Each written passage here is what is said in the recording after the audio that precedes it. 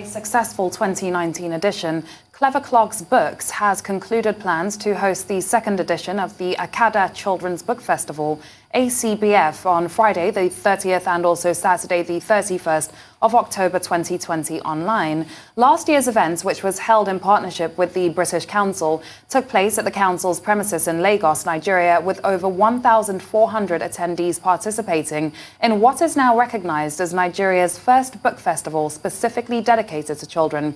Well, joining us now to discuss this and more is Olubunmi Aboderin-Talabi, author and founding publisher of Clever Clogs Books. Many thanks for joining us today on Newsday. The Akada Children's Book Festival coming up this weekend is recognized, I believe, for showcasing children's books written by African authors or books written by authors from around the world as well for a diverse audience of children. How did you decide on what direction to go with the festival and why? So thank you very much for having me on this program. So it was because I noticed that there were a lot of book festivals for adults, but I couldn't find any for children. And I've seen the impact that these festivals can have on literacy, on the self-confidence that it can help children build. So I thought it'd be a good idea for us to have a children's book festival as well in Nigeria. Okay, and you have been very vocal about the lack of diversity in children's books in Nigeria, especially the fact that books that have African themes are quite few. Have you seen any positive changes in children's literature since you started this? Yes, what needs to be done? Yes, there's been a lot of change, and it's really delightful to see more people come out with books for children now, people that hadn't considered it before. And then also by creating this platform to showcase self-published authors, specifically self-published authors for children, we've come to discover more material that's been written, more culturally appropriate, more age-specific products that have been delivered, books that have been created for children in this region. So that's been a great boon, and it's been good to see. Last year, I think we had perhaps 9 or 10 authors. This year, we are featuring 20 different children's authors who are all published, and their work was vetted by the editorial committee and everything. And so it's good to see the growth in the industry. All right. Last year you had more than 1,400 guests. That's quite some number. Yes, I remember the venue. Yeah. Let me just land with a question, if you let me. At the British Council in Lagos this year, the festival is taking what you call a virtual turn. How is that looking at this time, and what has been some of the pros and cons of hosting a virtual, two-day virtual festival? Okay, so sorry, I missed a little bit of the question because we had a bit of a power outage here, but I think you're asking me about the difference between holding something online versus having virtual. Physical.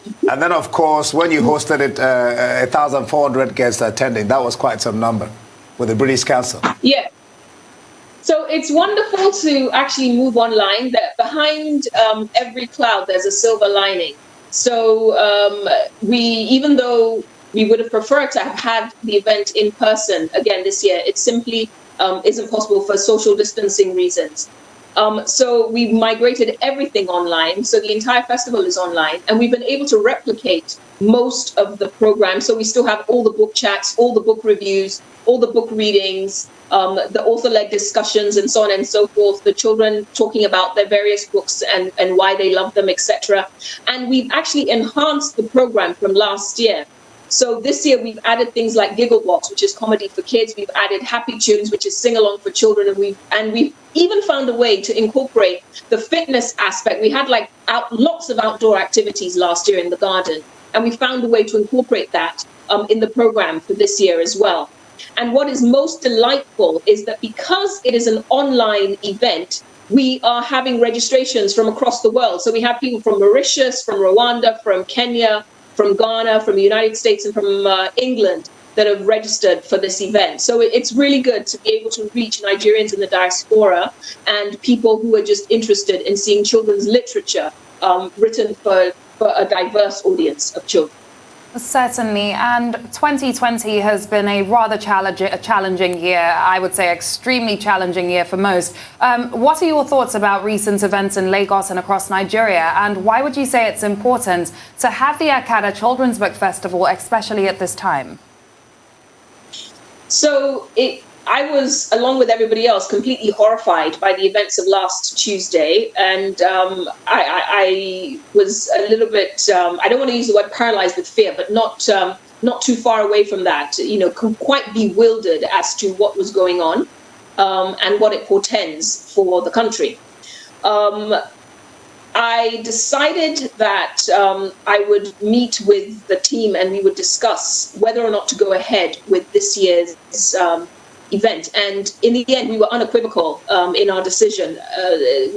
There was a unanimous decision that we should continue with the event because we feel that people need a break from the bad news, one, but two, we believe that the ability to read and having a love of books, a love for reading, will help enhance the ability to communicate. And when you are able to communicate, when you are exposed to lots of ideas, you're able to present your case in a manner that is more likely to be understood and accepted. In addition, you'll also be more familiar with your rights if you've taken the time to read. So reading starts right from an early age. You can encourage children to read right from an early age, and you can encourage them to read for fun. It doesn't just have to be textbooks. So we feel that it's actually a duty and a service to continue with this event, to continue to do what we know how to do in order to inspire children to read, so that at the end, as they grow up, as they grow into adults, they are well versed, they are well read, they understand their rights, they know how to express themselves, they have confidence in their ability to communicate, and so on and so forth. So yes, we made the decision to go ahead with the festival. Improving the reading culture. Thank you so much, Olubunmi Abodarin Talabi, for coming on the show today.